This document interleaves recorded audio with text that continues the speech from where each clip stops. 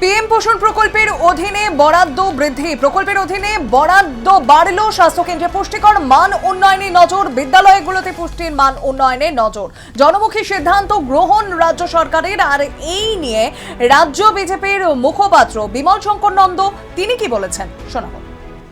দেখুন, একটা সময় এমন ছিল, আমার মনে আছে হুগলিতে সেই সময়কার সাংসদ তিনি গিয়ে, বিজেপিরই সাংসদ, তিনি গিয়ে স্কুলে দেখেছিলেন যে বাচ্চাগুলোকে শুধু ভাত আর নুন দেওয়া হয়েছে, এমন অবস্থা দাঁড়িয়েছিল। ফলে মিড ডে মিলে টাকা বরাদ্দ করতে হবে এবং বাচ্চাগুলোকে খাবার দিতে হবে, পুষ্টিকর খাবার।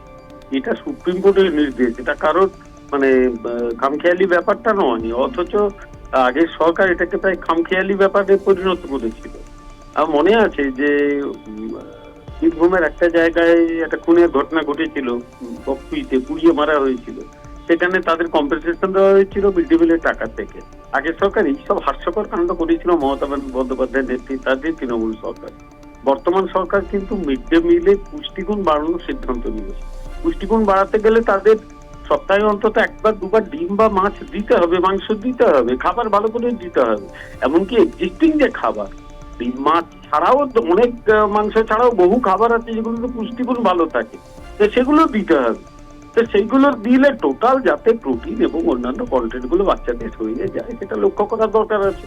তার জন্য কিছু টাকা বাড়াতে হবে। রাজ্য সরকার সেই জন্যই টাকাটা বাড়িয়েছে, যাতে বাচ্চাগুলো আরো বেশি পুষ্টিকর খাবার পায়।